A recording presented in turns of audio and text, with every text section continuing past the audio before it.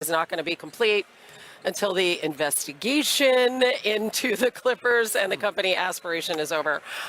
Shams, can you kind of weigh in here on this whole situation? Just kind of help break it down because it's very complicated for our audience. Hey, now I'm told that both the Raptors and the Clippers are confident and believe and expect that at the end of this investigation into potential salary cap circumvention to the Clippers and Kawhi Leonard, that this trade will go through. And both teams, there's a sense of urgency from them on an investigation outcome that has continued on here for 10 months. From the players' union side, there's also a sense of urgency as well. And listen, the NBA, for its part, has made it clear that results from the law firm independently is still weeks away. And at the crux of this, the delay in a trade being completed is because the Raptors would assume the risk of any potential discipline to Kawhi Leonard. That does not mean that there will be discipline for Leonard, but if he is implicated in any way in this, you're looking at fine, suspension, you're looking at potential voiding of contract, and that would have a result to the potential trade value of Kawhi Leonard. But Hannah, throughout the month of June, multiple trades, multiple teams, Minnesota, Detroit, Miami, as well as Toronto, were exploring possibilities of a Kawhi Leonard deal, and neither of them operated with any type of restriction toward any type of deal getting through. And so now, 10 days into July, business has been halted for both sides, the Clippers and the Raptors, and 3 players in Kawhi Leonard, Brandon Ingram, and Grady Dick now in limbo. Can I just, it was a little bit confusing coming down because the way the press release read from Toronto, and I have Bobby Marks here, it sounded like the league kind of put that on hold. But in reality, Toronto knew what was up with this trade, that there were some potential implications. They knew that well before the trade was put into place, correct? It's an open investigation. The investigation isn't closed. And just going back to my days in the Nets front office, when we go through a trade, and certainly in one of this magnitude, what you're going to do is you're going to call the league office, and if there's, whether it be a criminal or whether it be a player investigator, you're going to say, are we good? Can we proceed with this trade? They are allowed to make this trade right now. However, they would be assuming the risk as far as going out and making that trade, and that was what was delivered to the Raptors here. So we're in this holding pattern, as Shams has said, as far as for this deal to go through, and it won't go through until the investigation is closed and the league has their findings. Shams, I know this is just worst case scenario. Is there any chance that this trade could be voided? We won't know the answer to that until this investigation is over. The disciplinary powers that the NBA and Adam Silver have, if Wachtell, the independent law firm, finds anything that implicates Kawhi Leonard as far as salary cap circumvention, we've seen the precedent from before with Joe Smith in the 1990s, where you're looking at fines, suspensions, the voiding of contracts. That's all on the table if there are levels of implication for Kawhi Leonard. But we won't know the answer to that until after the investigation is complete in a matter of weeks, and the NBA is continuing to wait.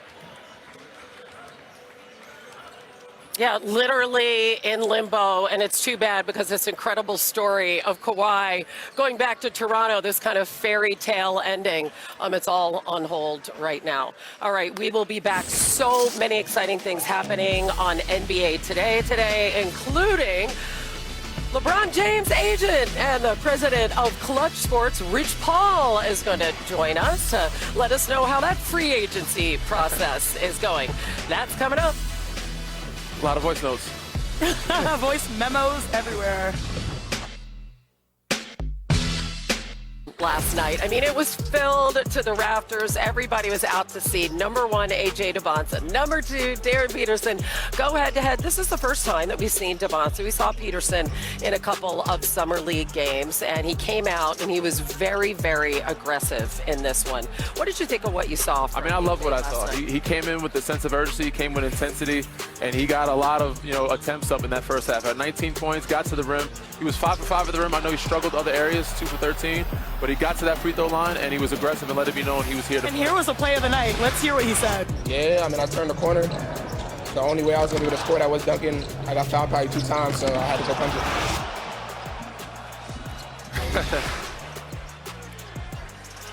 And then on the other side, there was Darren Peterson and Bobby. They looked very prepared for Peterson. Well, they had a 2-game scouting report last week in Salt Lake City here, and as I said, that might have been the best summer league defense I've seen since I've been coming here in Las Vegas. Shout out to Seth They Miller. locked him up all game. They made it really difficult for Darren Peterson last Yeah, night. but he handled it well. Oh, he took his time, and I knew in the second half he'd be more aggressive. He'd find his spots. He didn't force the issue, and he ended up having a really good game that second half. You know, he was in his zone and in a pace, a really good pace. He had some foul trouble, but made some big shots. Everybody wanted to see this. They were going crazy. Oh, yeah, everyone was One-on-one. out of their seats. They're playing ones right here to end the second $1 million quarter. move. Oh, $1 million move, nickel shot.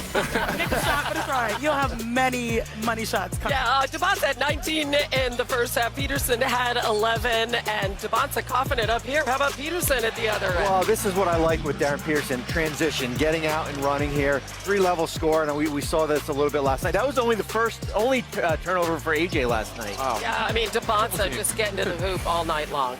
Downhill, what he does best, get to that rim. Doesn't matter how packed the paint is. He's athletic, he's strong, and he has good, patience in the air. All right, here was Devonta after the game talking about the crowd and that energy inside this very arena. I mean, it was fun. I mean, first time I heard them roar was like during the introductions, during the starting lineup. It was just crazy. Like I'm in Vegas, getting a lot of love. Just getting back on the court. I got bounced out the first round. So I haven't played since like March 10th, so just getting back on the court, playing with some guys, getting some chemistry. It was fun. It's been good. I'm back having fun. I wasn't really experiencing that much at Kansas. I was off at the time, so just to feel like myself again. So he hasn't played since March, like 5-on-5. So Devonta's 27 points. Those are the most by a top overall pick in his Vegas Summer League debut since Blake Griffin back in 2009. Okay. That's pretty cool, Pretty right? good draft class right there. Yeah. Part of that draft class. And, listen. Second rounder, but really good draft class. The best ever, huh? Oh, yeah, the Top best ever. Top 5. I feel like we talked Steph about Curry's that in one there, already. James Harden, Drew Holiday, DeMar. That's We had right. a really good draft class. There you go. I love it, Danny. Gotta shout out the Peterson. guys. Can I ask you about Peterson? Listen, it's Summer League. We saw him have 2 phenomenal games. He turned it over 8 times. He did have 9 fouls, which, by the way, does not foul you out in Summer League. Use them all. You have to go to 10. Use them all. But if you're evaluating his performance last night, I loved his in-between game. He had a nice little lefty floater, the ability to get to the rim, that's a really soft touch. I love his footwork. Danny and I were talking about the separation on his shot. There was a 3 in the corner there. He missed it there, but man, he looked the part. He certainly does. Utah's got a really good player, and it's a foundation to work off of. For sure. I loved his maturity because he showed patience. He didn't feel like he needed to score a lot early. He took his time, got more into it in the second half. On the other side of it, AJ, he was different. He came out guns blazing. yeah, he was attacking the rim. aggressive, right? And you Show us how he was getting downhill all Get to the night. tape right now. He's getting downhill. You got a double screen coming or a screen. He would get the switch, and next you know, he sees a double team coming. I'm going downhill. I'm getting to the rim. He was 5 for 5 at the rim last night. So again, 2 for 13 other areas, but really good at the rim. Same time situation. Gets in a pick and roll, kind of avoids the pick, gets around, gets lefty live. See, there's 4 guys in the paint. It doesn't matter. He's athletic, has good hang time, still finishes around the rim with an up and under, reverse layup. So he was doing it in every facet. He also got, I like the Malone spot for him. People don't know what that is. It's from the elbow to the corner. There's like a post-up area where Karl Malone used to post up. Yeah. That's a good space for guys like Tracy McGrady. You compare Tracy McGrady, okay, the fadeaway. He's not going to have any problem getting his points in the NBA, right? How do you think this is going to go, Shanae? He will not have any problem. To me, he just wanted to make a statement. Yeah. From the opening tip, he was on one. It's not about him playing perfectly. For me, it's about him playing passionately. There you go. Because the opportunity he has is to turn a franchise around. He will be surrounded by talent. The talent was there on the sideline, Trae Young and Anthony Davis. But the most important thing he has to do is galvanize his squad to be able to play well. And I feel like he's got that it factor. Now let's talk about his game. The ferocity in which I saw him attack was very similar. I know I'm not trying to make big stretches, like Giannis in transition. There you go. People that are just playing with force. The play of the night was the dunk. Yeah. Because there were multiple defenders around him. He split through. It's almost like, what is And it? got Didn't fouled see too, you? yeah. Got Split the fouled. Red Sea. Yeah, he didn't see you. Like, what is it, the John Cena? Like, Yeah. Yeah. When he's playing like that, it's like those are those unguardable plays. Now, I'm excited for the future. Over 5 from 3. We don't care about it. It's Yeah. Summer League. Work But when on he it. adds that to his game, this man will be different. Yeah, because, and you have Trae Young watching, right? And you have Anthony Davis watching. I mean, what must they be thinking about what this is all going You to know, mean? they must be thinking that we can play through A.J. DeBonsa,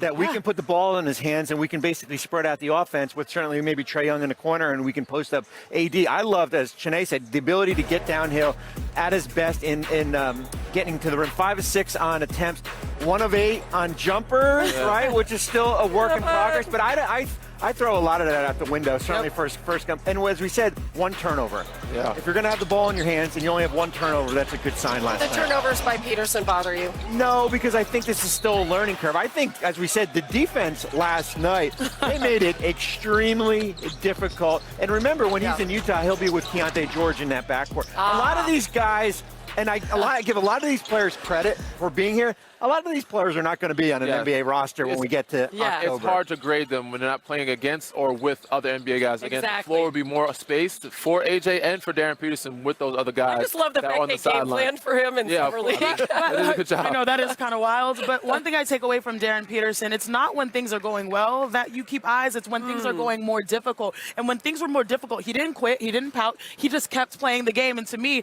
if you're looking for a star of a franchise in Utah, you need someone that can give you points regardless of how the game is going. Yeah. And it seems like, we said Short-term smooth memory. operator. Yes. He's just going to be solid and consistent, and I feel like that's what they need at that Yeah, position. I mean, it's really exciting, right? Just watching those two and seeing the future of the NBA. Okay, now we're going to go off the court.